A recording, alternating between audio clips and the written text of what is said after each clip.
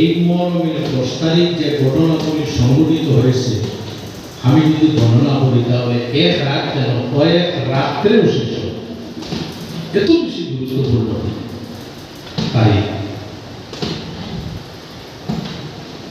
তৎসঙ্গে এই সমস্ত ঘটনাবলী তো সংঘটিত হয়েছেই, তাছাড়া পৃথিবীর ইতিহাসের সবচাইতে দুঃখজনক বক্ষবিদারক ঘটনা, যেটি কারবালার ময়দানে মহরমের 10 তারিখে সংঘটিত হয়েছে।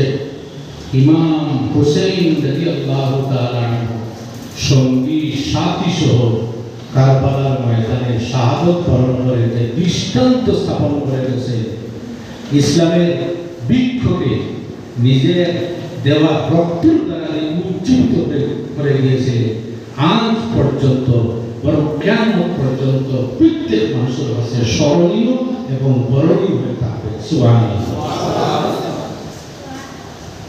তবে 10 তারিখ মূল থেকেই সম্মানিত। আমি মূল ভাবে গেছি, কেউ কেউ মনে করতে পারে শুধু কারবালার ঘটনার কারণে মনে হয় মহরমের 10 তারিখের সম্মান না, শুধু কারবালার ঘটনার কারণে নেই। 10 তারিখের সম্মান মূল থেকেই আল্লাহ রেখে দিয়েছে। আমি কয়েকটি ঘটনা বর্ণনা করি শিক্ষা সহ। তার মধ্যে একটি ঘটনা হলো খালাকাল্লাহু সামাওয়াতি ওয়াল আরদিনা ইয়াওমা আশুরা। আল্লাহ সুবহানাহু ওয়া তাআলা এই জমিন এবং আসমানকে মহরমের 10 তারিখে সৃষ্টি করেছে। জমিন এবং আসমানকে যেদিন আল্লাহ সৃষ্টি করেছেন সেই দিনটি আপনারা বলে মহরমের 10 তারিখ। অর্থাৎ গোটা পৃথিবীকে আল্লাহ যেদিন সৃষ্টি করেছেন সেই দিনটা হলো মহরমের 10 তারিখ। তারপরে আল্লাহ সুবহানাহু ওয়া তাআলা এই পৃথিবীতে যত পাহাড় আছে, এই পাহাড়গুলিকে আল্লাহ মহরমের 10 তারিখে সৃষ্টি করেছে। এটা পৃথিবীতে যত পাহাড় আছে, এই পাহাড়গুলির দরকার আমাদের আছে কিনা? আপনারা মনে মনে ভাববেন আমাদের কি দরকার পাহাড়ে? আমার বাড়ি রামনগরে পাহাড় আছে অনেক দূরে, কোনো দরকার নেই আমাদের পাহাড় না। এই পাহাড়গুলির দরকার আগেও ছিল, এখনো আছে এবং কিয়ামত পর্যন্ত এই পাহাড়গুলির দরকার আছে। সুবহানাল্লাহ। কারণ কি? যারা সায়েন্সের স্টুডেন্ট তারা বুঝবে এই মাটির নিচে কি আছে? পানি আছে। মাটির নিচে পানি আছে। রব্বুল আলামিন এই মাটির উপর যখন আল্লাহ পানির উপর যখন মাটিকে আল্লাহ প্রতিস্থাপন করেন, তখন এই মাটি যেটা আছে সেই মাটিটার মধ্যে কম্পন শুরু হয়ে গেল। মাটি নড়াচড়া করতেছে। সহজ একটা উদাহরণ দেয়, মনে করেন একটা সাড়ার মধ্যে যদি আপনি পানি নেন আর সেটার মধ্যে যদি কোনো কাগজের টুকরা রাখেন, তাহলে কাগজের টুকরা চটুটিতে কি হবে? আর এই কাগজের টুকরার উপর পানি কোনো জিনিস যদি রেখে দিচ্ছে, তাহলে এই কাগজের টুকরা রসা হবে না। এইভাবে যখন আল্লাহ পানির উপর মাটিকে সৃষ্টি করলেন, মাটি নড়াচড়া করে স্থিতিশীল অবস্থায় থাকে না। রব্বুল আলামিন জায়গায় মাটির উপর পাহাড় সৃষ্টি করে। আল্লাহ যেমন আমাদের লাকড়ির মধ্যে যেভাবে আমরা লোহা গাড়ি, লাকড়ির মধ্যে যেভাবে পেলাম আমরা গাড়ি, এইভাবে এই মাটির স্থিতিশীলতার জন্য আল্লাহ পাহাড়গুলি সৃষ্টি করে দিয়েছে। কোরআন শরীফে আল্লাহ বলেন, ওয়াল জিবালা আওসাহা, আমি এই পাহাড়গুলিকে মানুষের সুবিধার জন্য জমিনটাতে নড়াচড়া না করে তার জন্য আমি সৃষ্টি করে এই মাটির উপর প্রতিষ্ঠিত করে দিয়েছি। আরেকটা বিষয় আপনারা দেখবেন, প্রসঙ্গক্রমে আসে, পাহাড় যতটুকু উপর দিকে আসে, মনে করেন একটা পাহাড় যদি 200 মিটার থাকে উপর দিকে, ঠিক মাটির নিচেও 200 মিটার পাহাড়ের অবস্থা। এজন্য এই পৃথিবীতে যত পাহাড়গুলি আছে, সমস্ত পাহাড়গুলি আল্লাহ যেদিন সৃষ্টি করেছিলেন সেই দিনটা ছিল মুহররমের 10 তারিখ। তারপরে এই মুহররমের 10 তারিখ এত গুরুত্বপূর্ণ দিন, যেদিন হযরত আদম আলাইহিস সালামের তওবা আল্লাহর দরবারে কবুল হয়, সে দিনটা ছিল আশুরার দিন, মুহররমের 10 তারিখ। এজন্য তানবীহুল গাফিলিন কিতাবে ফকি আবুল আসমানি রাহমাতুল্লাহি তাআলা আলাইহি বলেন, এবং উমদাতুল কারির মধ্যে বদরুদ্দিন আইনি রাহমাতুল্লাহি তাআলা আলাইহি বলেন, لأن الله تعالى أكرم عشرة من الأنبياء فيه بعشر كرامات। এই আশুরার দিনে আল্লাহ সুবহানাহু ওয়া তাআলা 10 জন নবীকে 10 ধরনের সম্মান দিয়ে আল্লাহ সম্মানিত করেছে। আরেকটা জিনিস বুঝে গেছে, আশুরা এই শব্দটার উৎপত্তি আশর শব্দ থেকে। আশার শব্দের অর্থ 10, আর আশুরা হলো 10তম দিন। কারণ আল্লাহ সুবহানাহু ওয়া তাআলা এই দিনে 10 জন নবীকে আল্লাহ 10 ধরনের বুজুর্গি দিয়েছিলেন, যার জন্য এটার নাম হলো ইয়াউমে আশুরা। এই 10 জন নবীর মধ্যে একজন নবী হলেন হযরত আদম আলাইহিস সালামের তওবা আল্লাহ এই আশুরার দিনে কবুল করেছিলেন। একটা ভুল ধারণা আমাদের মধ্যে, যে আমরা মনে করি যে গুনাহ করার পরে বুঝে তওবা করতে হবে। আমরা একটু সামনে দিকে বসে, আমার সামনে বসে ভালো লাগে, একটু বসে গুনাহ করার পরে তওবা করতে লাগে তাই নয়। তওবা হলো একটি ইবাদত। এই ইবাদতের অভ্যাস যদি কোনো মানুষের মধ্যে থাকে তাহলে আল্লাহর হাবিব আলাইহিস সালাম বলেন, যে ব্যক্তি সর্বদা তওবা করবে সেই ব্যক্তির গুনাহ থেকে এমন ভাবে নিষ্পাপ হবে যেমন জীবনে তার কোনো গুনাহ ছিল না। আত্তাইবু মিনাজ যামবি কামাল্লা যামবা। আরেকটা প্রশ্ন আপনাদের মনের মধ্যে আসতে পারে, হযরত আদম আলাইহিস সালাম তওবা করেছেন কি কারণে? হযরত আদমের কি গুনাহ ছিল? রাসূলুল্লাহ মিজালি আকীদার একটা মাসলা আমি আপনাদেরকে বলে দেই। উলামায়ে কেরাম যারা আছেন তারা বুঝবে, আল আম্বিয়াউ মুনাজ্জাহুন আনিশ শিরকি ওয়াস সাগাইরি ওয়াল কাবাইরি। কিতাব আছে আকীদা কিতাব, উলামায়ে কেরাম বুঝবে যত আম্বিয়া কেরাম, সমস্ত আম্বিয়া কেরামকে যত ধরনের গুনাহ আছে, গুনাহ সগীরা কবিরা শিরক বেদাত যত ধরনের গুনাহ আছে, সমস্ত গুনাহ থেকে আল্লাহ পবিত্র রাখছে।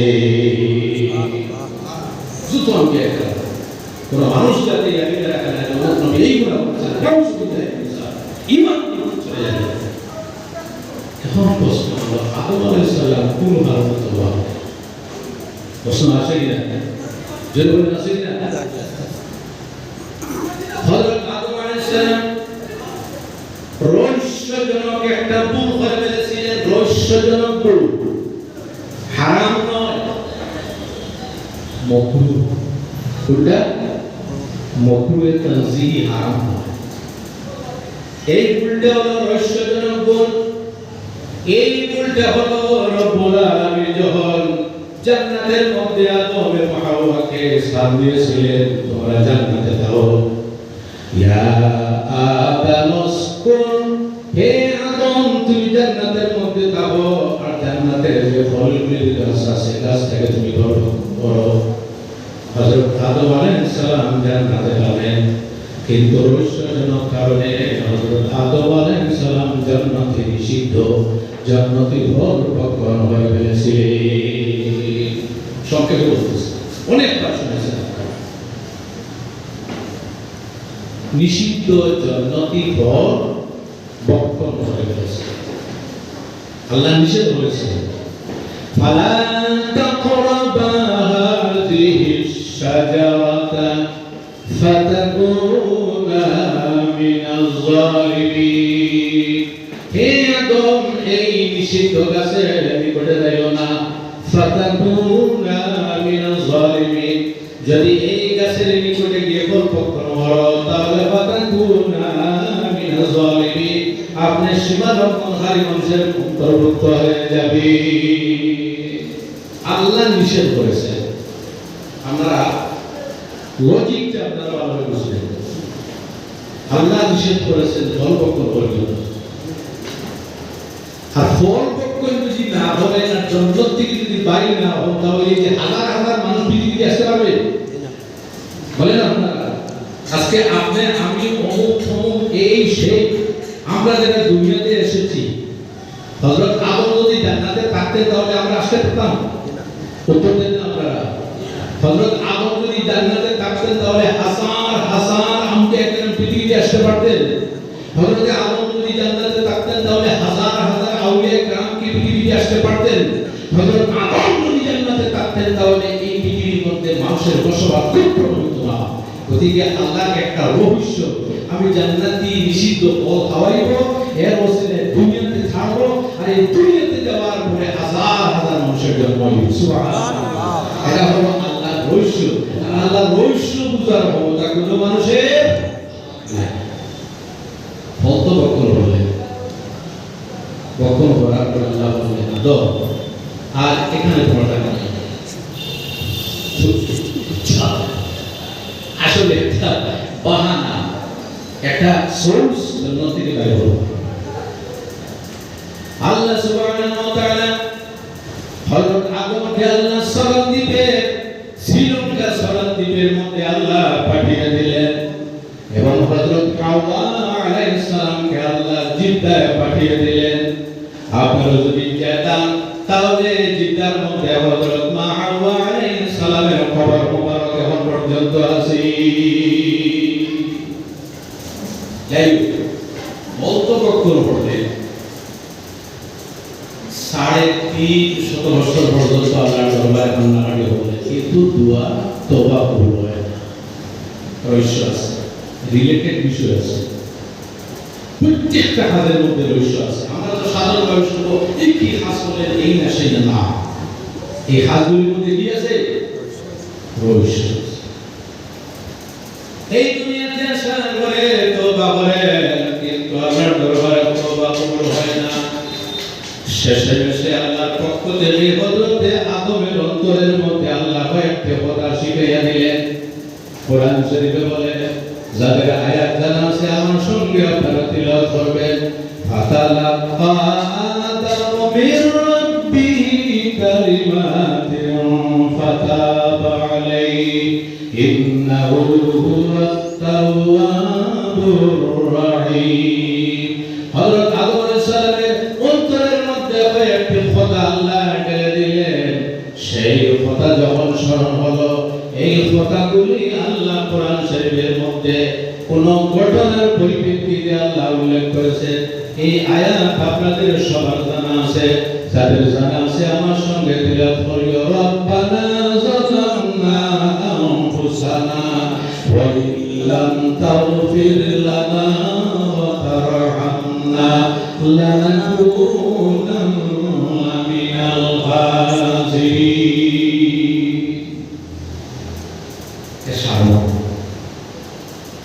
কি আল্লাহ ঘটনা দেখাই দিলেন?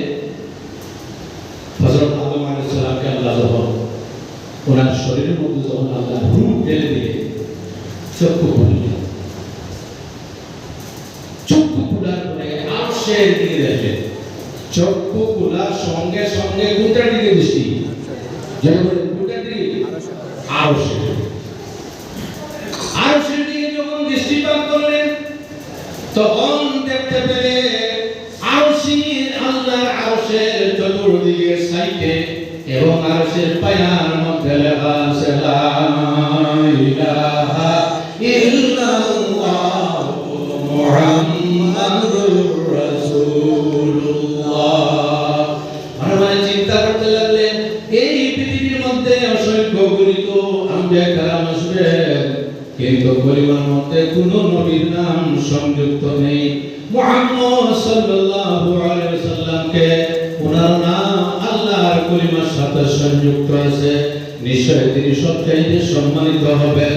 তখন আল্লাহর দরবারে দোয়া করে রব্বিগফিরলি বিহাক্কি মুহাম্মাদিন সাল্লাল্লাহু আলাইহি ওয়াসাল্লাম।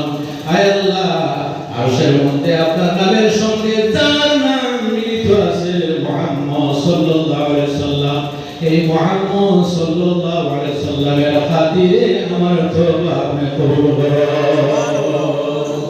সুবহানাল্লাহ বলে।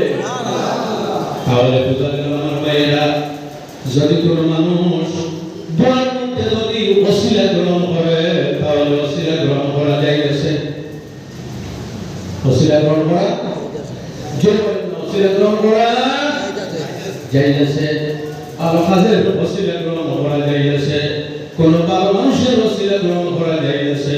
আম্বিয়া কেরামগণের ওসিলা গ্রহণ করা যাইতেছে। আপনার পীর মুর্শিদ বুজুর্গানে দিন আউলিয়া কেরামগণের ওসিলা গ্রহণ করা যাইতেছে। ওসিলা গ্রহণ করে যদি দোয়া করা হয় তাহলে এই দোয়ার দরবারে কবুলিয়তের সম্ভাবনা থাকে। যেহেতু আমাদের আদি পিতা হযরত আদম আলাইহিস সালাম আল্লাহর দরবারে নবীদের ওসিলা পেশ করে দোয়া করেছিলেন, যার জন্য আল্লাহ এই দোয়াটা কবুল করেছিলেন। যেদিন এই দোয়া কবুল হয়েছিল সেই দিন ছিল মুহররমের 10 তারিখ। মুহররমের 10 তারিখ। তারপরে আমার রাসূল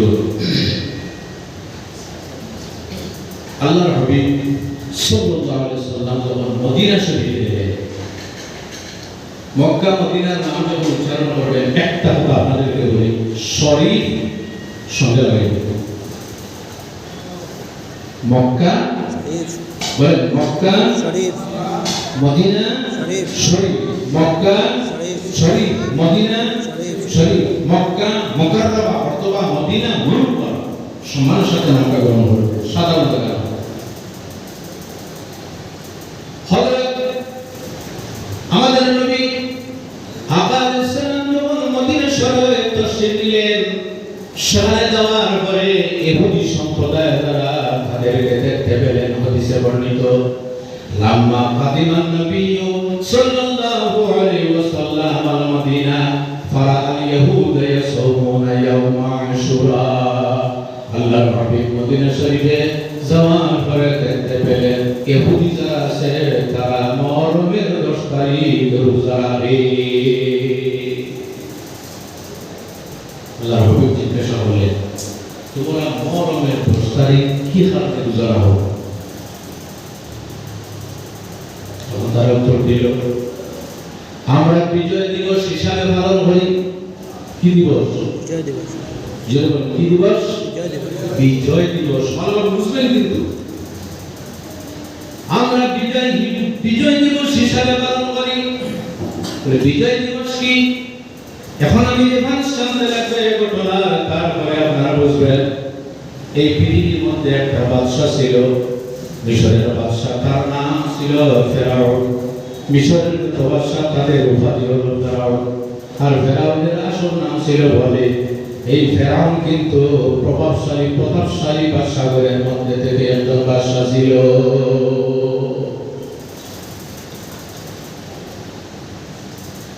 এই ফেরাউনের যে কুহাস, মানুষ বিভ্রান্তি দিকে যাইতেছে, মানুষদেরকে বিভ্রান্তি থেকে, শিরক এবং কুফর থেকে মানুষদেরকে সরাইবার জন্য আল্লাহ যে নবী পাঠিয়েছিলেন সেই নবীর নাম হযরত মূসা আলাইহিস সালাম।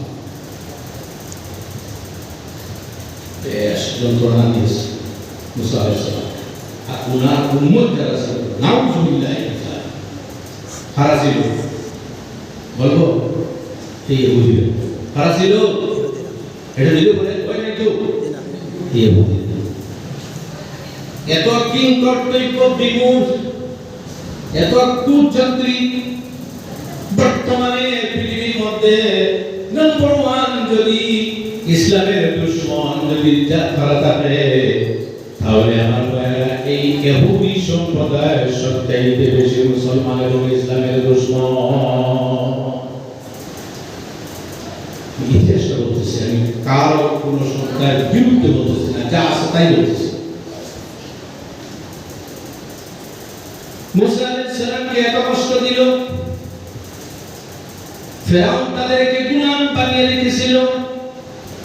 যে ফেরাউন মিশরের রাজত্ব তার হাতের মধ্যে, যখন সে পুরা পাওয়ারফুল হয়ে গেল, হঠাৎ একদিন সমস্ত প্রজাদেরকে সমবেত করে বলতে লাগলো, হে মিশরের বাসিন্দারা, তোমরা জেনে রেখো, আমি তোমাদের কাছে একটা ঘোষণা দিতেছি, সাধারণ কোনো ঘোষণা নয়। এই ঘোষণাটি হলো আনা রাব্বুকুমুল আ'লা, আমি তোমাদের সবচেয়ে বড় প্রভু। নাউজুবিল্লাহ, জুড়ে বলেন না। মানুষ কি প্রভু হইতে পারে? বলেন না। মানুষ কি প্রভু হইতে পারে? মানুষ কি আল্লাহ হইতে পারে? সে ঘোষণা দিয়েছে, আমি তোমাদের সবচেয়ে বড়।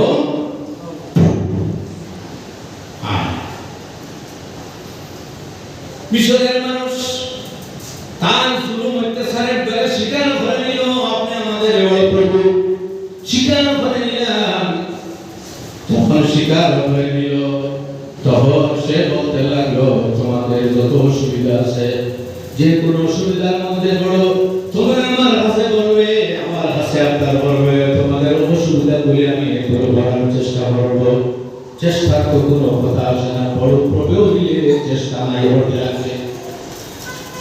হঠাৎ একবার দেখা দিল অনাবৃষ্টি, বুঝছেন?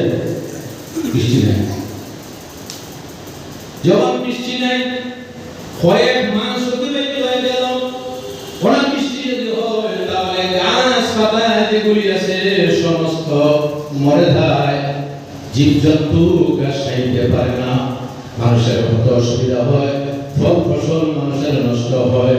এইভাবে দীর্ঘ মাস পর্যন্ত অনাবৃষ্টির কারণে মানুষ হাহাকার মানুষের মধ্যে। তখন মহাপ্রভুর কাছে গেল। কোন মহাপ্রভু? নাম কি? নাম কি? মহাপ্রভুর কাছে গিয়ে বলল, হে জাহানা, আপনি আমাদের অসুবিধা দূরীকরণকারী, আপনি আমাদের যা সমস্যা, সমস্ত সমস্যা মোচনকারী, আপনার কাছে আমরা এসেছি। আমাদের এই যে অবস্থা, এখন তো দেখা যায় অনাবৃষ্টির কারণে আমরা মারা যাইব, ওদিকে আপনি বৃষ্টির ব্যবস্থা করে কোন মানুষের ক্ষমতা আছে? আপনারা বলেন, সমস্ত গ্রামের মানুষ একটি শ্রদ্ধা করি, বৃষ্টি আমরা প্রশ্ন করাইতে পারবো?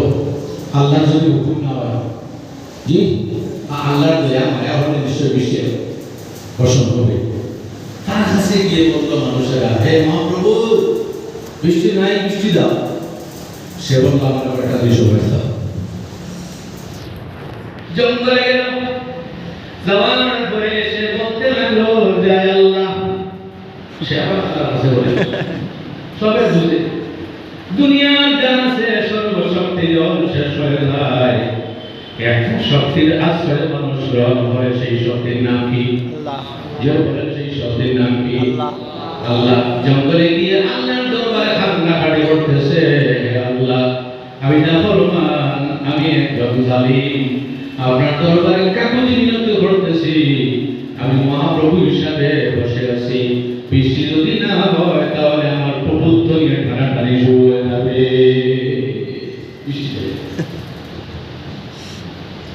আল্লাহ তো আল্লাহ, জালিমেরও আল্লাহ, আমিরেরও আল্লাহ, গরিবেরও আল্লাহ, গরিবেরও আল্লাহ, হ্যাঁ, সবার আল্লাহ। আল্লাহ সবার কথা শোনেন, শোনেন কিনা?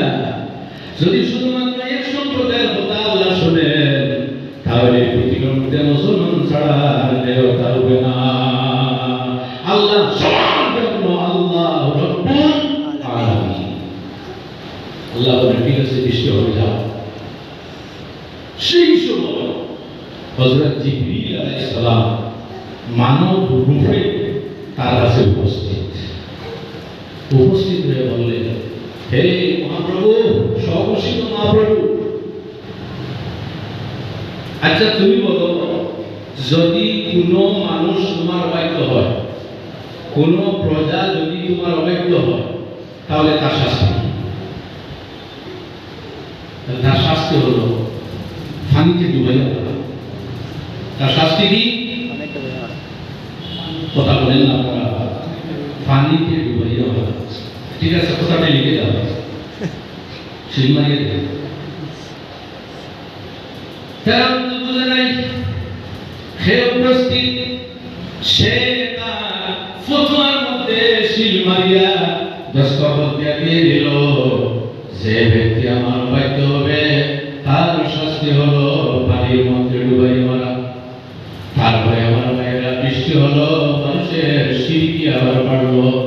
শেষ মুহূর্তে যখন আল্লাহ সুবহানাহু ওয়া তাআলা মুসা কলিমুল্লাহকে বললেন, হে মুসা, ফেরাউনের অত্যাচার থেকে যদি বাঁচতে চাও, তাহলে তোমার ৭০,০০০ বনী ইসরাইলের মানুষ, ৭০,০০০ মানুষকে সঙ্গে তুমি মিশর ত্যাগ করো। ৭০,০০০ যখন মিশর ত্যাগ করতেছিলেন, যাইতে যাইতে এক পর্যায়ে সাগর সামনে আসলো। এই সাগর কোন সাগর? সামনে আসলো লোহিত সাগর। কোন সাগর? লোহিত সাগর। নীল নয়, লোহিত সাগর। কোন কোন কিতাবের মধ্যে লেখা আছে নীল নদ, কিন্তু আসলে নীল নদের পাশ কিন্তু বেশি নয়, লোহিত সাগর। যে লোহিত সাগরের পাশ হলো প্রায় 10 মাইল দূর পর্যন্ত। সেই লোহিত সাগর সামনে ফেরাউন যখন শুনল মুসা কলিমুল্লাহ ৭০,০০০ মানুষ নিয়ে মিশর ত্যাগ করতেছে, সঙ্গে সঙ্গে সেনাবাহিনীর দল নিয়ে বিভিন্ন ধরনের অস্ত্র ফেরাউন মুসা কলিমুল্লাহ পিছনে আসতেছে।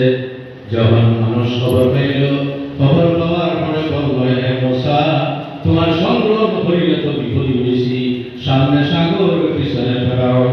এখন সাগর কিভাবে পার হইয়া আমরা ফিলিস্তিনের জমিনে যাইব? আপনার সঙ্গে আসে তো বিপদী, যদি আমরা সঙ্গে আসতাম না তাহলে আমরা ওইখানে থাকলাম হয়, আর ফেরাউনের অত্যাচার সহ্য করলাম হয়।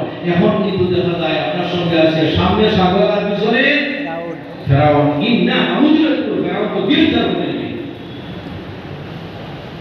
মুসা কলিমুল্লাহ বলে, ধৈর্য ধারণ করো, তোমাদের মধ্যে ধৈর্য নেই।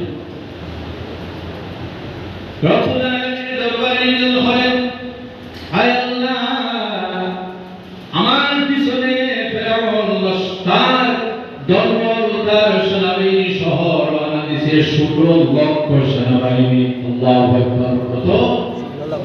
১৬ লক্ষ সেনাবাহিনী। আর এই লক্ষ ৭০,০০০। হায় আল্লাহ, সামনে সাগর, আমার উম্মতকে নিয়ে কিভাবে সাগর পার হব? রব্বুল আলামিন বললেন, হে মুসা, আমি তোমার হাতে একটা শক্তি দিয়ে দিয়েছি, এই শক্তিটা তুমি আমার নামে প্রয়োগ করো। এই শক্তি কি আমার ভাইরা? মুসা কলিমুল্লাহ হাতে একটা লাঠি ছিল, এই লাঠির মধ্যে ৯টা শক্তি ছিল। সুবহানাল্লাহ বলে, কি ছিল? লাঠি। কি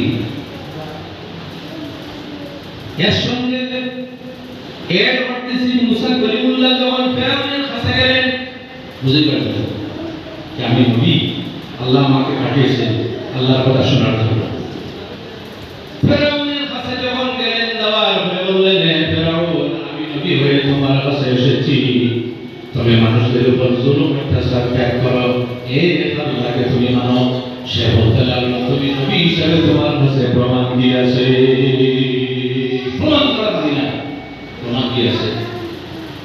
আল্লাহর কাছে চাইবেন, আল্লাহ এত প্রমাণ চাও, তোমার হাতে প্রমাণ আছে, তোমার যে লাঠি যেটা আছে, এই লাঠিকে একবার ছেড়ে দাও।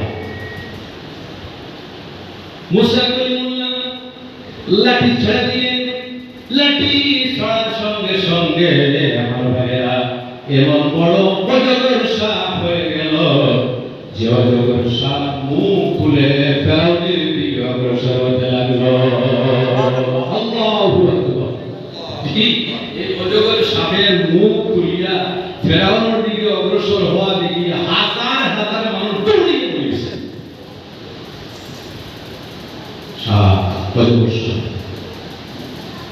ফেরাউনের সামনে তখন গেল, তখন ফেরাউন বলতেছে মুসা তোমার সাপ সাপ দাও, আমি মানবো তোমার সাপে সাপে ছড়াতে তারা শরীর দিকে যখন গায়ে দেওয়ার পরে আল্লাহ বলেন হে মুসা ফেরাউনের নিকটে আসছে, তুমি এক কাজ করো, ফেরাউনকে তো তুমি তোমার আল্লাহর মুআজিজা যেটা আছে লাঠির মাধ্যমে সাপটা দিয়ে দিয়েছো, এখন তুমি সাপটা আবার লাঠিতে পরিণত করো। মুসা কলিমুল্লাহ বলে হে আল্লাহ আমার নিজের ভয় করে কিভাবে হাত দেব? আল্লাহ বলেন খুযহা লা তাখাফ সানুইদুহা সিরাতাল লুলা। হে মুসা তুমি ভয় করিও না, সামান্য কাজ করো, সামান্য স্পর্শ করো। হযরত মুসা কলিমুল্লাহ যখন স্পর্শ করলেন সঙ্গে সঙ্গে আবার লাঠিতে পরিণত হয়ে গেল।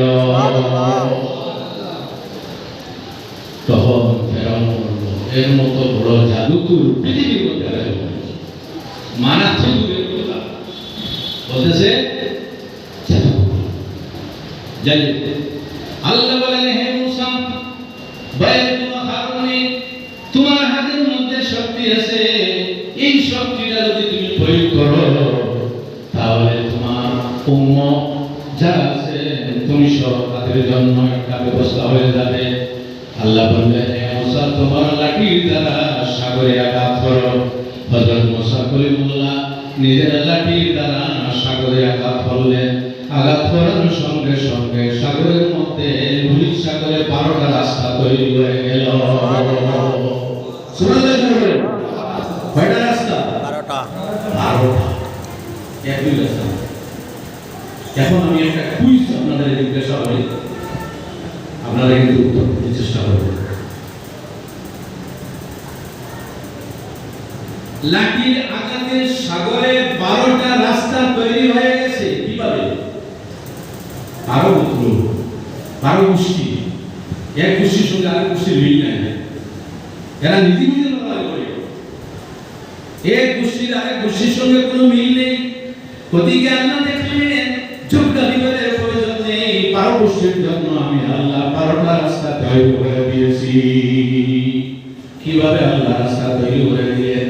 বরফের মতো দুই দিকে গিয়ে পানি জমে গেল এবং রাস্তা ক্লিয়ার হয়ে গেল, পরিষ্কার রাস্তা। এখন একটা কুইজ যদি আপনাদেরকে জিজ্ঞাসা করি, পৃথিবীর মধ্যে কোন জায়গা যে জায়গার মধ্যে সূর্যের কিরণ শুধুমাত্র একবার পড়েছিল? বলতে পারবেন?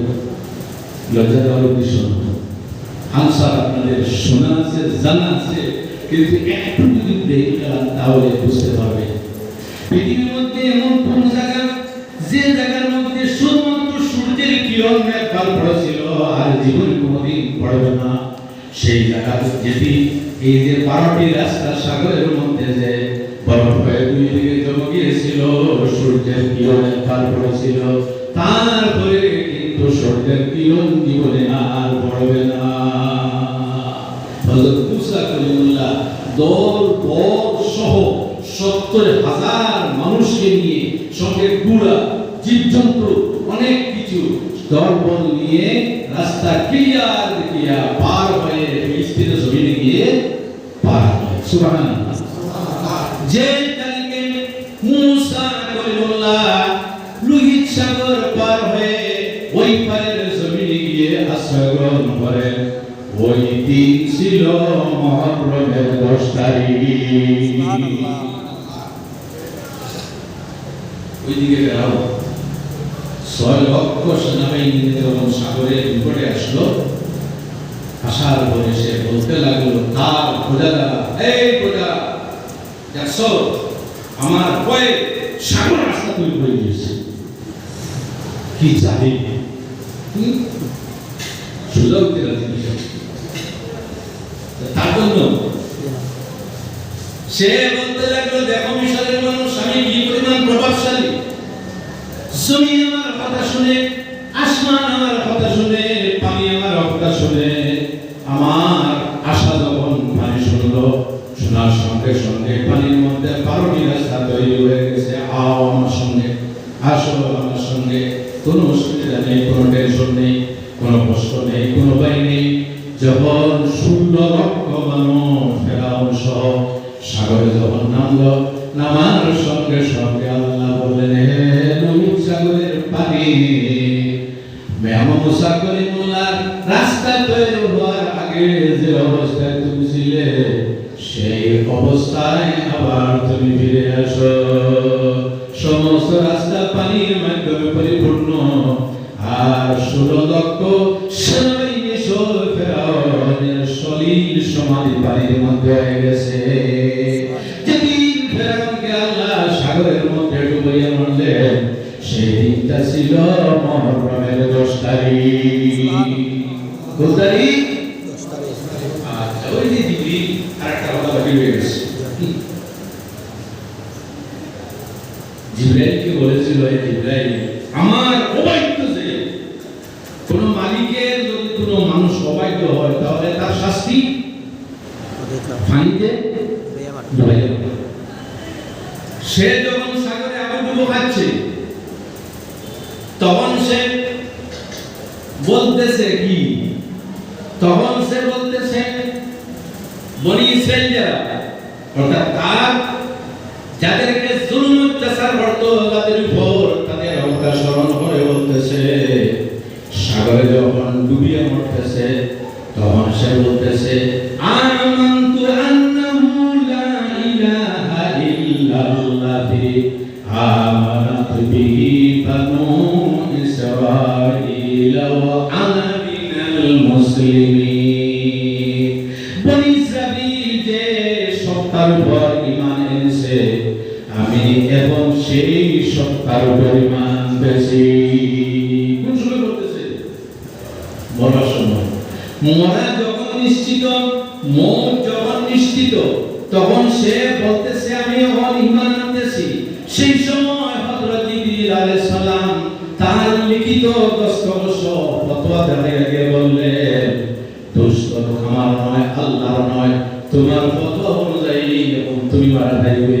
তোমার মতো আল্লাহর নাফরমান, আল্লাহর কাছে তোমার মতো নাফরমান পৃথিবীর মধ্যে আর নাই। এই দেখো তোমার ফতোয়া, তুমি বলেছো যে মালিকের নাফরমান তাকে ডুবাইয়া মারতে হয়, এবং তুমি আল্লাহর নাফরমান, তোমার শাস্তি হলো পানিতে ডুবাইয়া মারা। হযরত জিবরিল সাগরের নিচ থেকে মাটি নিয়ে তার মুখে ডুবিয়ে বললেন, আর কোনো না পড়তে পারে। নাউযুবিল্লাহি মিন যালিক। তাহলে যে সলিল সমাধি হয়েছিল কত তারিখ? মুহররমের 10 তারিখ। 10 তারিখ। এই যে বনি ইসরাঈলকে আর মুসা আলাইহিস সালামকে যে আল্লাহ নাজাত দিয়েছিলেন, সেই হিসাবে ইহুদিরা তারা মুহররমের 10 তারিখে বিজয় হিসাবে ঘোষণা করে। কি হিসাবে? বিজয় দিন হিসাবে তারা পালন করে। আর রোজা মুহররমের 10 তারিখ। রোজার ব্রত কি ফরজ নয়, তবে রমজানের রোজা ফরজ হওয়ার আগে মুহররমের 10 তারিখে রোজা ফরজ ছিল। রমজানের রোজা ফরজ হওয়ার আগে মুহররমের 10 তারিখে রোজা ফরজ ছিল। এই রোজার ফজিলত এখন পর্যন্ত আছে, তার সওয়াব এখন পর্যন্ত আছে। কতটুকু সওয়াব? আল্লাহর হাবিব বলেন, মুহররমের 10 তারিখ যদি কোনো মানুষ রোজা রাখে, তাহলে বিগত 1 বছরের এবং সামনের 1 বছরের গুনাহ সওয়াব নামা হয়। সুবহানাল্লাহ। ফরজ নয়, মুস্তাহাব দিলাতে তাহলে পাও। আল্লাহ নবী এখন আবার আমার আগের টপিকে আসবে। আল্লাহ নবী বললেন, তোমরা মুহররমের 10 তারিখে কি কারণে রোজা রাখো?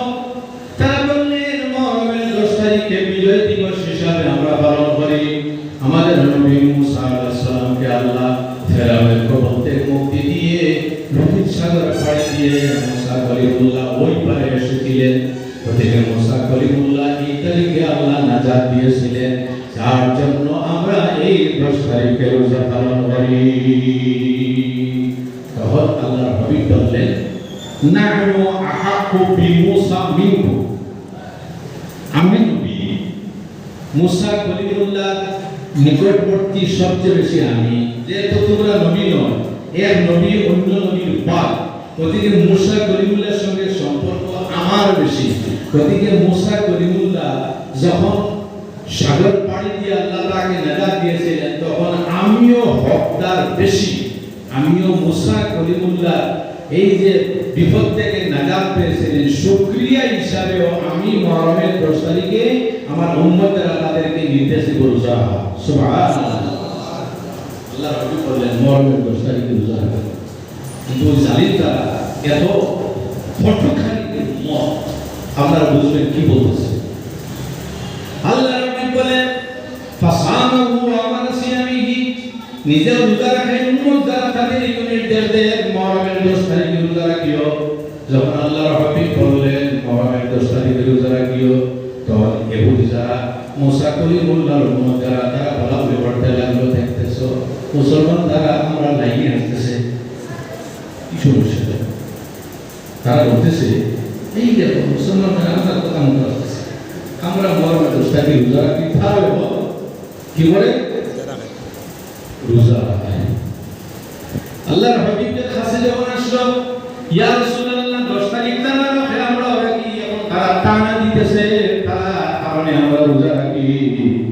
আল্লাহর হাবিব বলে লাউ বাকিতু লিনাস আমিল কাবিলিন লা সুমান তাসির, আমি যদি হায়াতে বসে থাকি 5 বছর, তাহলে মুহররমের 10 তারিখের আগে 9 তারিখ আমি রোজা রাখব, যাতে তাদের সঙ্গে কোনো মিল হয় না। তারা শুধুমাত্র 10 তারিখ রোজা রাখে, আমি রাসূলুল্লাহ যদি জীবনে থাকি তাহলে 9 তারিখ রোজা রাখবো, 10 তারিখ রোজা রাখবো। কিন্তু আল্লাহর হাবিব আশা পোষণ হয়ে গিয়েছিলেন, কিন্তু আল্লাহর হাবিব এর আগে দুনিয়া থেকে বিদায় নিয়ে গেলেন। গতিকে আমার ভাইরা, এই যে মুহররমের 10 তারিখে মুসা আলাইহিস সালামকে আল্লাহ নাজাত দিয়েছিলেন, এই নাজাত দেওয়ার কারণে তো এই নবীকে আল্লাহ নাজাত দিয়ে সম্মানিত করেছিলেন। আল্লাহুম্মা সাল্লি আলা সাইয়্যিদিনা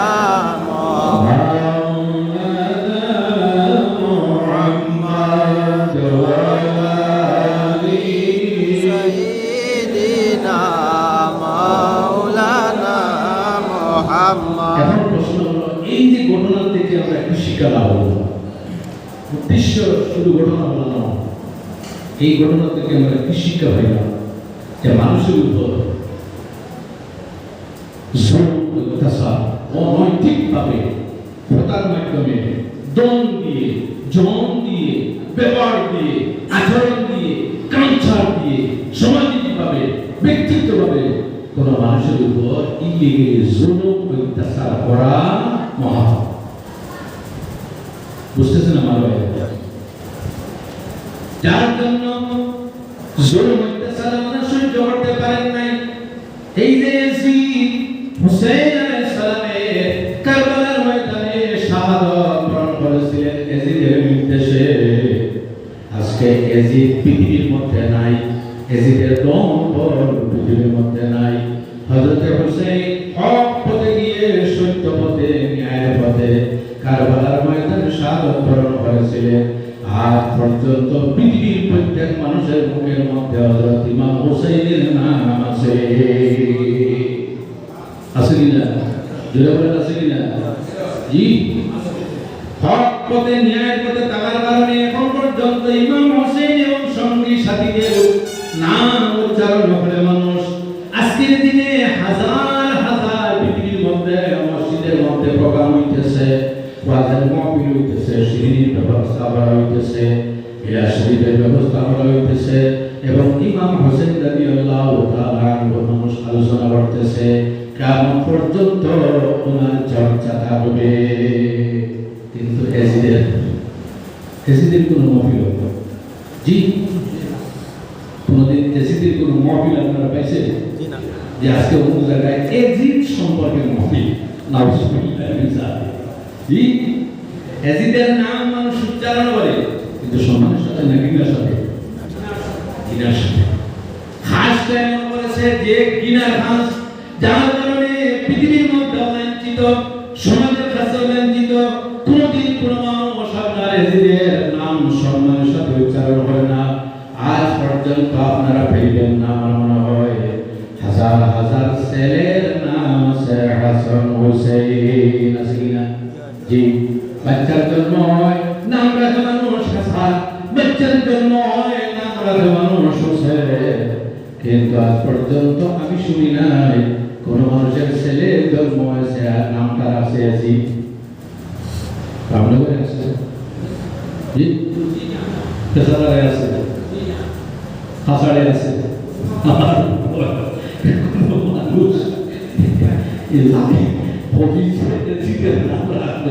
রাখবেন কারণ অভিশপ্ত, তার কারণে নামটা অভিশপ্ত হয়ে গেছে। বিক্রি নাম তো এসি, আরো অনেক মানুষের নাম আরবের মধ্যে ছিল এসি, কিন্তু এই কোন বক্তের কারণে মানুষের এসির নাম শুনলে কি করে এটা বিনা নজরে শুনে কি নাম হয়। যার জন্য আমার ভাইরা আপনারা জানেন এজিদের কবর, আজকে ইমাম হোসেন রাদিয়াল্লাহু তাআলা আনহুর কবর যদি আপনারা যান, কারবালার ময়দানে ইমাম হোসেন রাদিয়াল্লাহু তাআলা আনহুর জানাজা আছে। আজকের দিনে লক্ষ লক্ষ মানুষ পৃথিবী থেকে যায়, যাওয়ার পরে সেখানে ইমাম হোসেনের জিয়ারত করে, হযরত আব্বাসের জিয়ারত করে, হাজার হাজার মানুষ সেখানে গিয়ে জিয়ারত করে। রাতের মধ্যে ইমাম হোসেনের জন্য দোয়া করে, ইমাম হোসেনের ওসিলা গ্রহণ করে দোয়া করে। কিন্তু আপনি যদি এজিদের কবর সম্বন্ধে যদি সিরিয়াতে যান, যাওয়ার পরে যদি এজিদের কবর যদি খোঁজাইতে চান, তাহলে কোনো মানুষ আপনাকে এজিদের কবরের সন্ধান দিতে রাজি হইবে না। এজিদের কবর কই আছে? সিরিয়াতে। কোন জায়গা? সিরিয়া। এটা আরবি নাম হলো শাম, কিন্তু প্রচারিত যেটা সেটা হলো সিরিয়া। সিরিয়ার মধ্যে একটা মহল্লা আছে, এই মহল্লার মধ্যে এজিদের কবর আছে। কিন্তু আপনি যদি যান, যাওয়ার পরে এজিদের কবরের সন্ধান যদি আপনি পাইতে চান, তাহলে কোন মানুষ এজিদের কবরের সন্ধান দিতে রাজি হইবে না। সরকারি ভাবে নিষিদ্ধ আছে এজিদের কবরের সন্ধান তাতে কোনো মানুষ না দেয়। কারণ কবরে যাইতে কোনো অসুবিধা আছে? জি, নিষিদ্ধ। সরকারি ভাবে নিষেধ। এজিদের কিছু বংশের মানুষ সেখানে আছে, এখন পর্যন্ত এজিদের গোষ্ঠীর মানুষ আছে ওই এলাকার মধ্যে, কিন্তু কবরের সন্ধান কোনো মানুষ দিতে রাজি হয় না। এমন একটা ছোট্ট গলি আছে, এই গলির ভিতরে যাইতে যাইতে যাইতে যাইতে অনেক ভিতরে যাওয়ার পরে অন্ধকার একটা চূর্ণ বিচূর্ণ ঘর, অন্ধকার একটা ঘরের মধ্যে এজিদের কবর আছে। একা এজির সেখানে কোনো মানুষ জিয়ারতের মধ্যে যায় না, নিষিদ্ধ কোনো কারণে। নিষিদ্ধ এই কারণে আগে আগে মানুষ যাইতো, যাওয়ার পরে এজিদের কবরের মধ্যে মানুষের জোতা মারত। কি মারত? জোরে বলেন, কি মারত? জোতা মারত। এর কারণে নিষেধ করা হয়েছে এজিদের কবরের সন্ধান করে মানুষ যাতে না দেয়। কারণ সেখানে যাওয়ার পরে কারবারের ঘটনা টান শরীরের মধ্যে যখন আসবে, আসার পরে এজিদের কবরে জুতা ছাড়া কোনো কিছু মারবে না। এর জন্য সরকারি ভাবে নিষেধ, এজিদের কবরের সন্ধান দিও না। মরকে মরটু ফাতিহা না ধরো, যেভাবে আছে থাকতে দাও, তার অবস্থা সে জানে। কিন্তু কোনো মানুষ যাতে কে জুতা না মারার জন্য নিষেধ। এই জন্য আমার ভাইরা দুনিয়ার মতো আযাবের মধ্যে আছে, আর কিয়ামতের দিন নিশ্চয় আযাবের মধ্যে থাকবে। ওদিকে আমার ভাইরা ইমাম হোসেনের সহ 8 পর্যন্ত আছে, আগেও ছিল এখনো আছে, আর কিয়ামত পর্যন্ত ইমাম হোসেনের চর্চা থাকবে, দেহ মিটাইতে পারবে না। আল্লাহর হাবিব আলাইহিস সালাম এত বেশি হযরত ইমাম হোসেন মায়ার ছিলেন। আমার ভাইরা একটা কথা আমি বলি, একদিন রাসূলুল্লাহ এক খাটের উপর ইমাম হোসেন আর এক খাটের উপর নবীজির ছেলে হযরত ইব্রাহিম আলাইহিস সালাম। ওই ইব্রাহিম নয়, নবীজির এক ছেলে, এক সাহাবার নাম হলো ইব্রাহিম। এক খাটে ইমাম হোসেন, আরেক খাটে নবীজির ছেলে ইব্রাহিম। আল্লাহর হাবিব উভয়কে চুমু দিয়ে দিলেন। রাস্তার মধ্যে যাওয়ার পরে হযরত জিবরিল উপস্থিত। হযরত জিবরিল আলাইহিস সালাম উপস্থিত হয়ে বলতে লাগলেন, ইয়া রাসূলুল্লাহ, আল্লাহর তরফ থেকে একটা সংবাদ নিয়ে আমি এসেছি। এই সংবাদটি হলো আপনার এক কাঁধে আপনার হরিজের টুকরা ফাতিমার নয়নমণি ইমাম হোসেন, আর এক কাঁধের মধ্যে আপনার হরিজের টুকরা ইব্রাহিম। এই দুইজন থেকে যে কোনো একজন কিন্তু আল্লাহর নামে দিতে লাগবে। কোনজন দিবেন আপনি বলেন? এই যে দুইজন, এই দুইজন থেকে যে কোনো একজন আল্লাহর নামে দিতে লাগবে। আল্লাহর হাবিব যখন শুনলেন, শোনার পরে হতভম্ব হয়ে গেলেন, আমি কাকে দিব আর কাকে রাখব। শেষে আল্লাহর হাবিব সিদ্ধান্ত নিলেন, আমি যদি হুসাইনকে দিয়ে দেই তাহলে আমার মেয়ে ফাতিমাতুল জাহরার পরিচয় কিন্তু বেড়ে যাবে। আমার মা, আমার মেয়ে ফাতিমা সহ্য করতে পারবে না। যদি আমি হুসাইনকে আল্লাহর নামে দিয়ে দেই, হ্যাঁ আমি কিন্তু আমার ছেলে ইব্রাহিমকে দিয়ে দিতে পারি, আমি সহ্য করে নিব, কিন্তু হোসেনকে দেওয়াটা কিন্তু আমি সহ্য করতে পারবো না।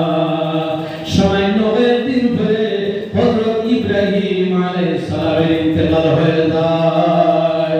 রাসূলুল্লাহ তুমি আসিল, আল্লাহর হাবিব দোয়া করেছিলেন, আল্লাহুম্মা ইন্নী উহিব্বুহুমা, আয় আল্লাহ আমি দুইজনকে মায়া করি, ফাহিব্বাহুমা আপনি দুইজনকে মায়া করো, ওয়া আহিব্বা মান ইউহিব্বুহুমা, আয় আল্লাহ হাসান হোসেনের সঙ্গে যাদের মায়া আছে তাদেরকেও আপনি মায়া করো।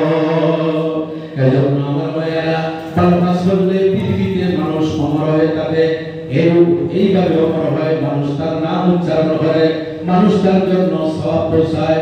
আজকে হাজার হাজার মানুষ বিভিন্ন ধরনের ব্যক্তিগতভাবে সিঁড়ির ব্যবস্থা করতেছে, মসজিদের মধ্যে সিঁড়ির ব্যবস্থা করতেছে এবং বর্তন করতেছে।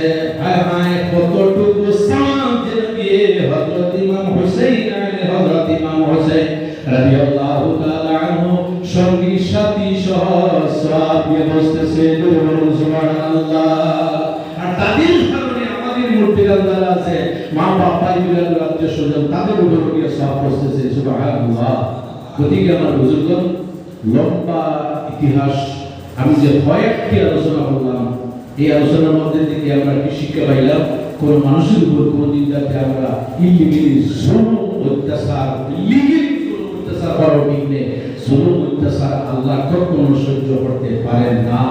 সাময়িকভাবে যে জালিম আছে, জুলুম অত্যাচারী যে আছে, সাময়িকভাবে দেখতে দেখা যায় চলতেছে, খাস খাইতেছে, ঘোরাফেরা করতেছে, এই আছে সেই আছে, কিন্তু আল্লাহ যখন আল্লাহ ছাড়বেন কিন্তু জালিমকে ছেড়ে দেন না। ইয়াদ রাখবেন, এজিদকে আল্লাহ ছাড় দিয়েছিলেন কিন্তু ছেড়ে দেন নাই। এজন্য জুলুম অত্যাচার থেকে আমরা কখনো বিরত থাকবো এবং ন্যায় এবং সত্যের পথে নিজের মান ইজ্জত রক্ষা করে ন্যায় এবং সত্যের পথে আমরা থাকবো। এই শিক্ষা গ্রহণ আমরা করে আমাদের জীবনকে আমরা আলোকিত করবো। আল্লাহ সুবহানাহু ওয়া তাআলা আমাদের প্রত্যেককে তৌফিক দান করুন। সুবহানাল্লাহ, আল্লাহুম্মা আমিন। সম্মানিত হাজিরিন, সময় হতে যাচ্ছে নামাজ আযানে। আসুন আমরা প্রত্যেক আল্লাহর হাবিব আলাইহিস সালামের উপর আমরা হাদিয়া সালাম পেশ করি।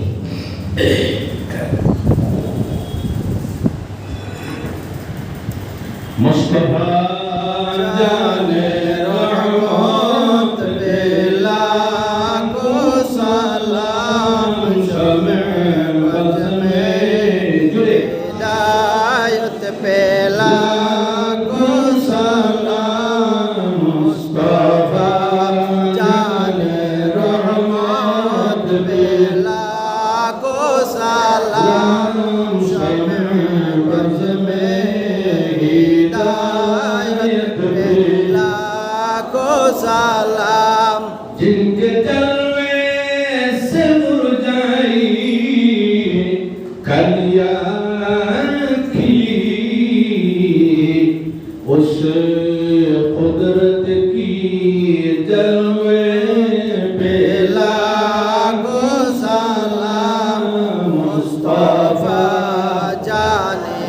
रहमत पेला को सलाम शमे बज में हिदायत पेला को सलाम शरियाने इरम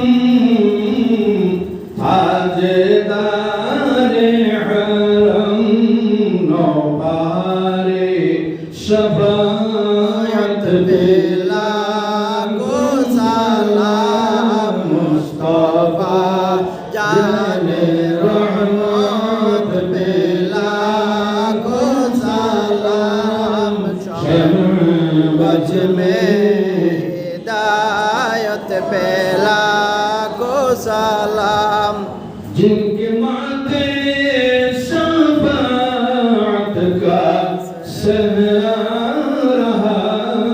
उस जबीन सादत पेला को सलाम मुस्तफा जाने रहमत पेला को सलाम शमे बज में हिदायत पेला को सलाम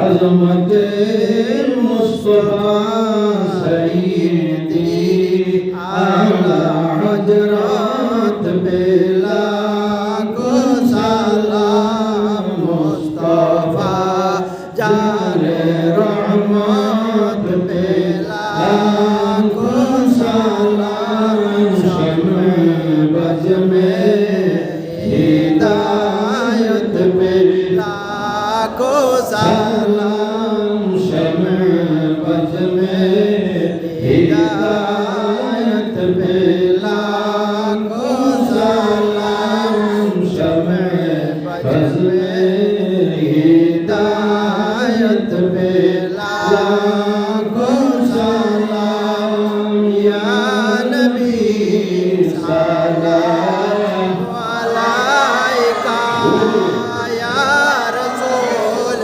सलाम अलैका या सलाम अलैका सलाम अलैका नबी को दया करिया मिलाद हाजिर होइया देखाओ ना पर्दा उठाइया देखिब नयन बरिया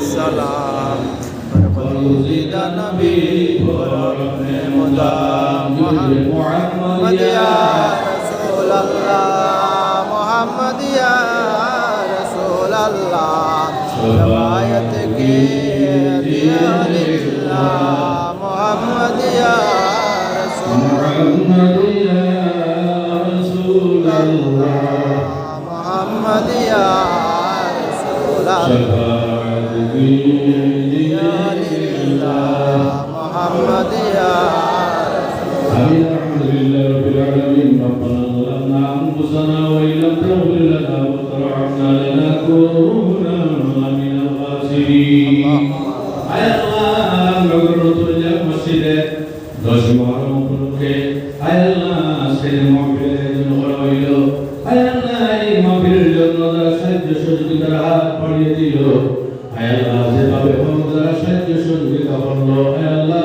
তাদেরকে দুনিয়া এবং আখিরাতে আপনি সাহায্য করে দাও আয় আল্লাহ শিরিনের ব্যবস্থা করা হয়েছে আমি নগরীর আপনার বন্দাদের সম্মুখে মহরম উপলক্ষে আলোচনা করলাম আয় আল্লাহ নিশ্চয় আপনি মাওলা সাবধান করবে সর্বপ্রথমে আপনার নামদার হুজুর পুরুষ সাল্লাল্লাহু আলাইহি ওয়াসাল্লামের জন্মতে আগে ওনার সাথে আমি বলছিলাম আয় আল্লাহ আপনার হাবিবের রহমতের হুজুর আদম আলাইহিস সালাম থেকে আরম্ভ করে পর্যন্ত যারা কবরে শুয়ে গেছেন আয় আল্লাহ তাদের আরওয়াহকে পরপর পৌঁছে দাও আয় আল্লাহ বিশেষ করে যত শুহাদা کرام আছে শুহাদা মাহুদ শুহাদা বদর শুহাদা করবার শুহাদা খন্দক বিশেষ করে শুহাদা কারবালার জমিনে সারা জাহাদ পূরণ করেছেন আল্লাহ তাদের আরওয়াহকে পরপর সবকে পৌঁছে দিয়ে আয় আল্লাহ তাদের দরজে অনেক গর্বিত করে দাও আল্লাহ আয় আল্লাহ তাদের খাতিরে আমাদের মুর্তিদান যারা কবরে শুয়ে গেছেন তাদের দরজা আপনি অনেক গর্বিত করে দাও আয় আল্লাহ আমাদের মধ্যে আসি তাদের মা বাবা ভাই ব্রাদার বন্ধু বান্ধব জমিনে নাই কবরে চলে গেছেন আয় আল্লাহ কবরে মধ্যে কি অবস্থা আছে আমরা তো দেখতেছি না আল্লাহ আয় আল্লাহ মরণ মাসের খাতিরে বিশেষ করে আশুরার দিনের খাতিরে তাদের কবর জান্নাতের টুকরা বানিয়ে দাও আল্লাহ আয় আল্লাহ কবর থেকে সর্বপর্যন্ত যত মুসিবতের ঘাট আছে আপনি আসান করে দাও আর আমরা রাহিমিন আল্লাহ বিশেষ করে তাদের মা বাবা দুনিয়া ছেড়ে কবরের বাসিন্দা হয়ে গেছে আয় আল্লাহ মা বাবা দুনিয়া থেকে যাওয়ার পরে মা বাবার কদর বুঝা যায় আয় আল্লাহ রাব্বুর রাহিমিন আমাদের মা বাবা যদি কোনো গুনার কারণে আপনি মওলা আটকে রাখো আয় আল্লাহ আসরের খাতিরে তাদের কবরকে আপনি জান্নাতের বাগান বানিয়ে দাও আয় আল্লাহ খানঘাট থেকে নাজাত দিয়ে তাদের কবর সাথে বানিয়ে দাও কবর থেকে আসার পর্যন্ত যত মুসিবতের ঘাট আছে আপনি শান্ত করে দাও আয় আল্লাহ আমরা যারা জীবিত আছি আপনার দরবারে আমরা বিনতে হাত বাড়িয়ে দিছি আয় আল্লাহ মরবের তারিখে করতে আদম আলাইহিস সালামের তওবা আপনি কবুল করেছেন আয় আল্লাহ পর্যন্ত আদম হয় আপনার দরবারে আমরা হাত বাড়িয়ে দিয়েছি আয় আল্লাহ আমাদের তওবা কবুল করে আমাদের জীবনের সমস্ত গুনাহকে মাফ করে দাও আয় আল্লাহ গুনার কারণে আমাদের দুনিয়ার জীবন আখিরাতের জীবন বরবাদ হইও না আয় আল্লাহ আমাদের রুজগারের মধ্যে বরকত দান করো যারা চাকরিজীবী আছে তাদের সমস্যা দূর করে দাও যারা রোজগার ছাড়া আছে হালাল রুজির সন্ধান দিয়ে মালামাল করে দাও ব্যবসা বাণিজ্য যারা আছে তাদের ব্যবসা বাণিজ্য বরকত দান করো আয় আল্লাহ আমাদের প্রত্যেকের জান মাল ইজ্জত পুরো আমানত দিয়ার সমস্ত আপরাহনা বললাম আপনি ইবাদত ফরমাও আয় আল্লাহ আমাদের পদাবলীর কারণে আমাদের সন্তানদের সাথে না ফরমান পারে আমাদের ঘটনায় করো না আয় আল্লাহ আমাদের সন্তানদেরকে মা বাবার কাছে পাঠিয়ে দুনিয়া থেকে আয় আল্লাহ রব্বুল আলামিন আয় আল্লাহ ইয়ে না হলো তোমার থেকে না সে আল্লাহ সমস্তকে আপনি সওয়াব দিয়ে মালামাল করে দাও আল্লাহ আর রব্বুল আলামিন আয় আল্লাহ আমাদের মধ্যে যত অসুস্থ মানুষ আছে আয় আল্লাহ আমাদের প্রত্যেকের জিসমানি রুহানি অসুস্থতা আপনি দূর করে দাও আল্লাহ আয় আল্লাহ যারা দোয়ার কথা বলেছেন জানি না আর কি উদ্দেশ্য আছে আয় আল্লাহ মরমের 10 তারিখের খাতিরে তাদের জায়গা সব পূর্ণ করে দাও আল্লাহ মানুষ হিসেবে আমাদের অন্তরের মধ্যে জায়গা সাজাবে আয় আল্লাহ আমাদের প্রত্যেকের জায়গা শরীয়তের মোতাবেক আপনি পূর্ণ করে দাও আয় আল্লাহ আমাদের দেশের পরিবারের শান্তি প্রতিষ্ঠিত করে দাও আর আমরা আমিন আল্লাহ যতদিন দুনিয়াতে রাখো নেক আমলের মাধ্যমে ইজ্জতের জীবন নসিব করিও আয় আল্লাহ